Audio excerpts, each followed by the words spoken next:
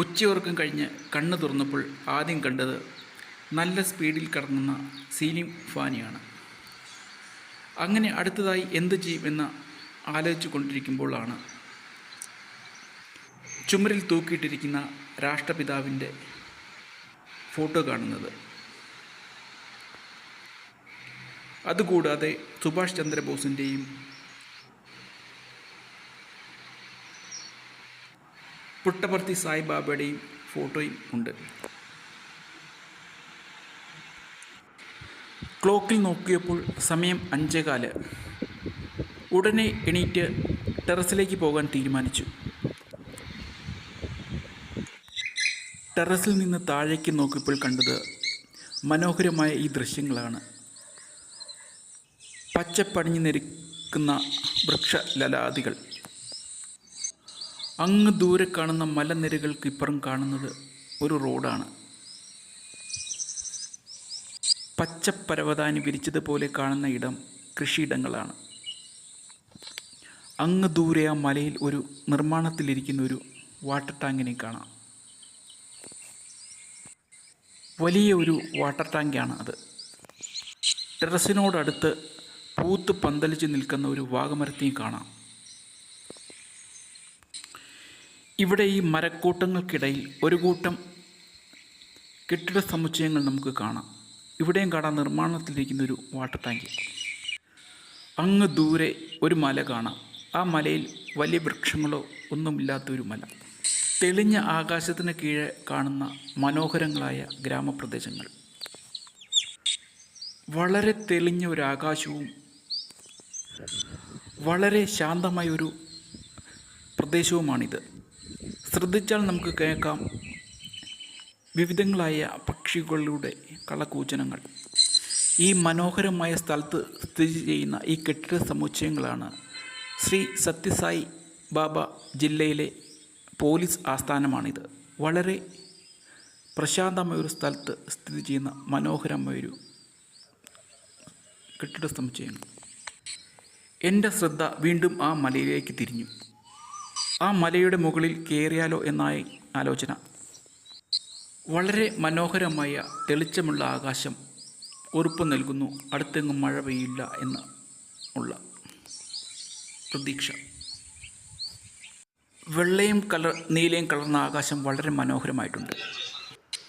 ഒടുവിൽ ഞാനൊരു തീരുമാനത്തിലെത്തി, ആ മലയിൽ കയറാം എന്നുള്ള.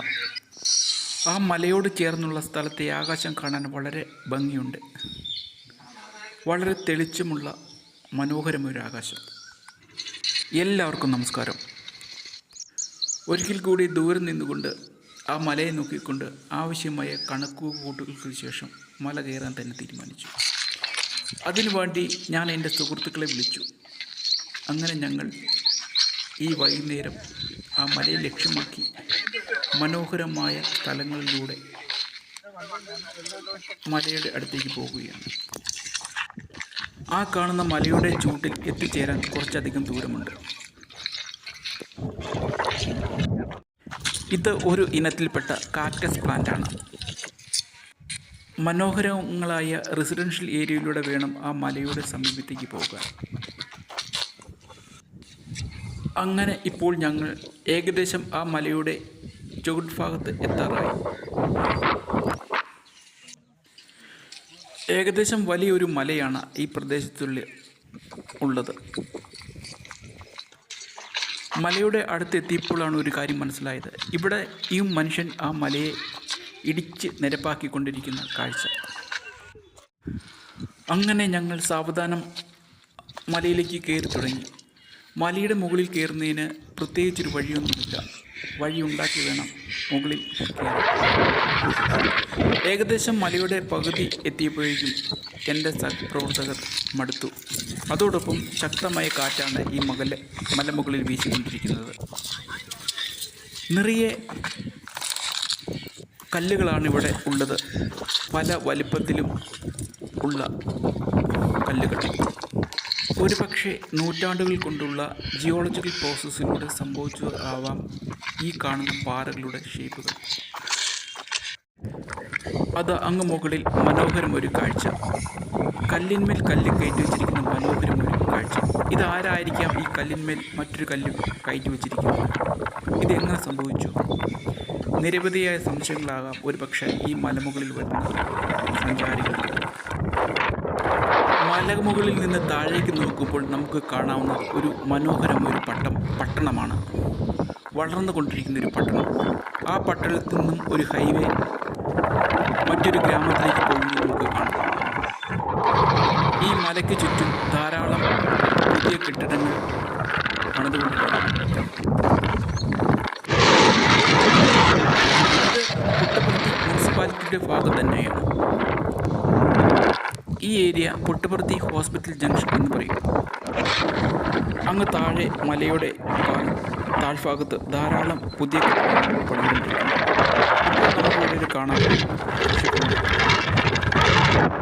ഈ മലയുടെ മുകളിൽ നിന്ന് ചുറ്റുവട്ടം നോക്കുമ്പോഴാണ് നമുക്കൊരു കാര്യം മനസ്സിലാകുന്നത്.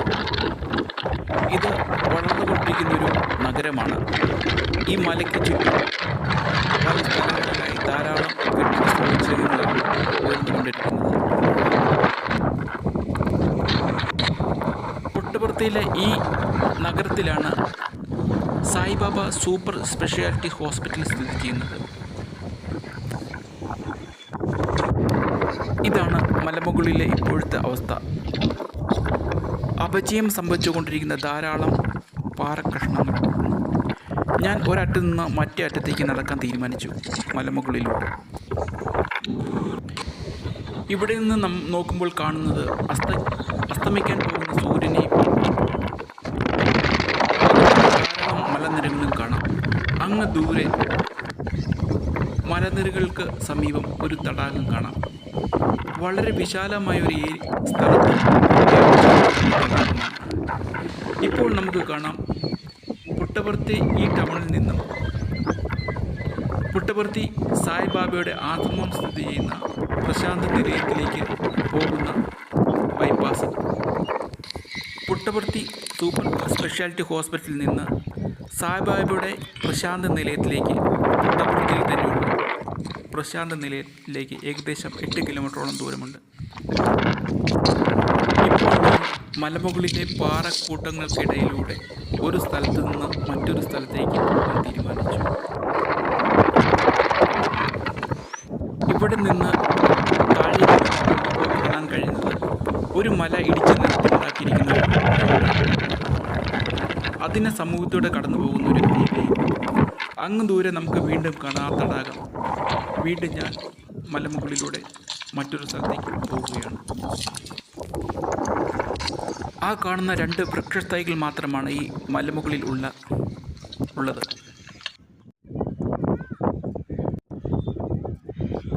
അങ്ങനെ ഞാൻ മല കയറി വന്നപ്പോൾ ഈ മലയുടെ മുകളിൽ ഏതോ കോളേജിൽ നിന്ന് വന്ന കുറേ മലയാളികളെ കാണാൻ പറ്റി. ഇവിടെ ബാംഗ്ലൂർ എഞ്ചിനീയറിംഗ് പഠിക്കുന്ന മലയാളികളായ വിദ്യാർത്ഥികളാണിത്. അങ്ങനെ ഇവിടെ എനിക്ക് കാണാൻ പറ്റിയ സഹപ്രവർത്തകർ പാറപ്പുറത്ത് കാറ്റേറ്റിങ്ങാണ്. ഇതെൻ്റെ സഹപ്രവർത്തകരാണ്. ഞങ്ങളങ്ങനെ ഒരു വൈകുന്നേരം ഈ മലമുകളിൽ വന്നതാണ്. ഈ പ്രദേശത്തെ ഏറ്റവും ഉയരമുള്ളൊരു പ്രദേശമായതുകൊണ്ടാണ് ഞങ്ങൾ ഇവിടെ വന്നത്.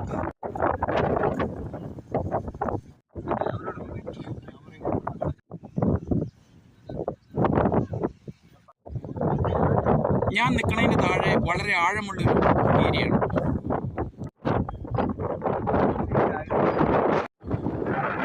അങ്ങ് ദൂരെ കാണുന്നത് അസ്തമിക്കാൻ പോകുന്ന സൂര്യനാണ്. ഞങ്ങൾ ഇവിടെ വന്നതിന് ശേഷം ധാരാളം ആൾക്കാരാണ് ഈ മലമുകളിൽ ഫോട്ടോ എടുക്കാൻ വന്നത്. ശക്തമായ കാറ്റാണ് ഈ മലമുകളിൽ ഉള്ളത്. ഈ പാൽപ്പുറത്തിരിക്കുന്ന ധാരാളം ലോക്കലായ ആൾക്കാർ. പ്രായഭേദമന്യാണ് കാഴ്ച കാണാൻ കഴിയുന്നത്. ഇതെല്ലാം സ്വദേശിയിലെ വളരെ അപകടം പിടിച്ചൊരു മല ആണിത്. ഈ മലമുകളിൽ കണ്ട വൃക്ഷം എന്ന് പറയാവുന്നത് ഈ ചെറിയ 2 മരങ്ങളാണ്.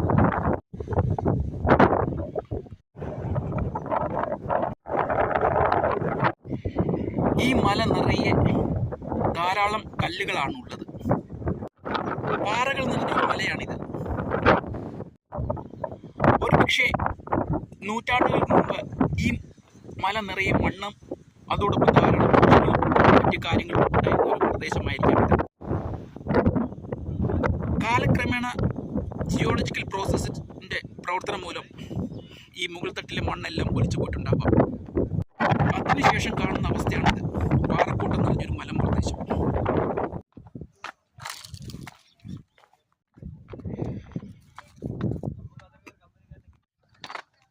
തികച്ചും പാറക്കൂട്ടം.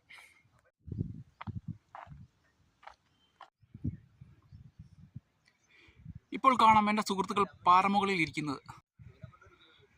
വളരെ ഉയരത്തിലുള്ള ഒരു പാറയുടെ വക്കിലാണ് അവർ ഇരിക്കുന്നത്.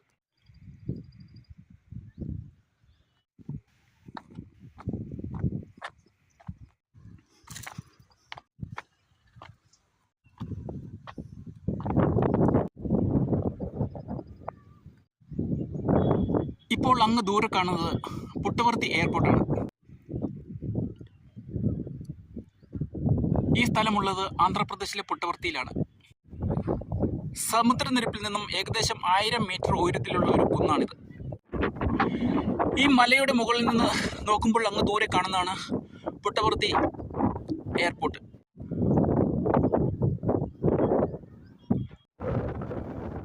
ഈ എയർപോർട്ടിൻ്റെ റൺവേ വളരെയധികം നീളമുള്ളതാണ്. ഈ മലയിൽ നിന്നുള്ള മനോഹരമായ ദൃശ്യങ്ങളാണിത്. ഇതാണ് ഈ മലയുടെ സ്ട്രക്ചർ. വൈകുന്നേരമായപ്പോൾ ഞങ്ങളെപ്പോലെ ധാരാളം ആൾക്കാരാണ് ഈ മലമുകളിൽ വന്ന് ചുറ്റുമുള്ള കാഴ്ചകൾ കാണാൻ വേണ്ടി. അവർ മലമുകളിൽ ഇരുന്നു കൊണ്ട് മനോഹരമായ ഈ ദൃശ്യങ്ങൾ കണ്ടുകൊണ്ടിരിക്കുകയാണ്. ഇപ്പോൾ നമുക്ക് കാണാം അങ്ങ് ദൂരെ സൂര്യൻ. സൂര്യൻ്റെ പശ്ചാത്തലത്തിൽ നിൽക്കുന്ന അപ്പനും മകനും. ഇപ്പോൾ നമുക്ക് പുട്ടപർത്തി വളരെ ഒരു ഏരിയ പരന്ന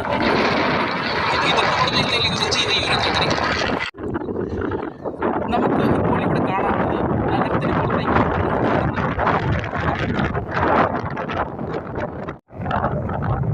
ധാരാളം ബിൽഡിങ്ങുകളാണ് ഈ മലയോട് ചേർന്നുള്ള ഭാഗത്ത് നിർമ്മാണത്തിലിരിക്കുന്നത്. ഇപ്പോൾ മലമുകളിൽ ശക്തമായ അങ്ങ് ദൂരെ കാണാം പുട്ടപർത്തി ടൗണും അതിനോട് ചേർന്നുള്ള ഗ്രാമപ്രദേശവും. വളരെ മനോഹരമായൊരു കാഴ്ചയാണ്. അങ്ങനെ മലമുകളിലെ കാഴ്ച കണ്ടതിന് ശേഷം കുത്തനെയുള്ള ഇറക്കമിറങ്ങി താഴേക്ക് പോവുകയാണ്. പാറക്കൂട്ടങ്ങൾ നിറഞ്ഞ ഒരു പ്രദേശമാണിത്.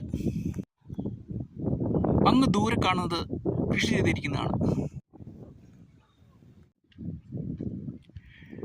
ഡ്രിപ്പ് ഇറിഗേഷൻ വഴിയാണ് അവിടെ കൃഷി ചെയ്തിരിക്കുന്നത്. അതുകൊണ്ടാണ് ഈ വരണ്ട പ്രദേശത്ത് ഇത്ര പച്ചപ്പ്.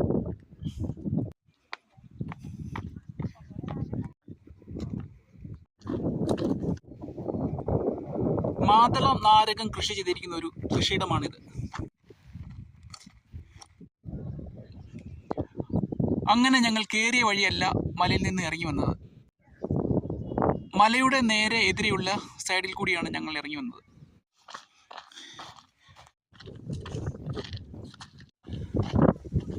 സൈഡിൽ കാണുന്ന മാതള നാരകത്തോട്ടമാണ്. അതിൻ്റെ സൈഡിൽ ഒരുക്കിയിരിക്കുന്ന നല്ലൊരു വഴിയിലൂടെയാണ് ഞങ്ങൾ പോയിക്കൊണ്ടിരിക്കുന്നത്.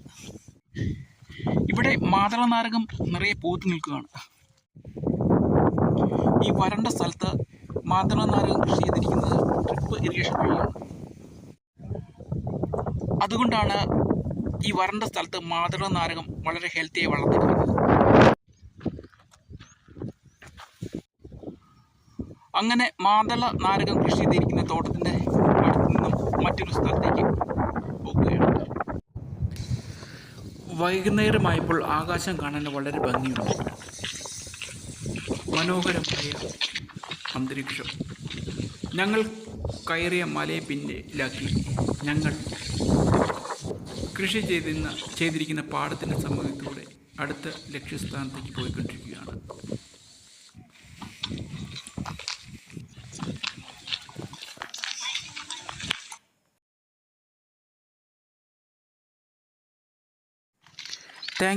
Thank you for watching.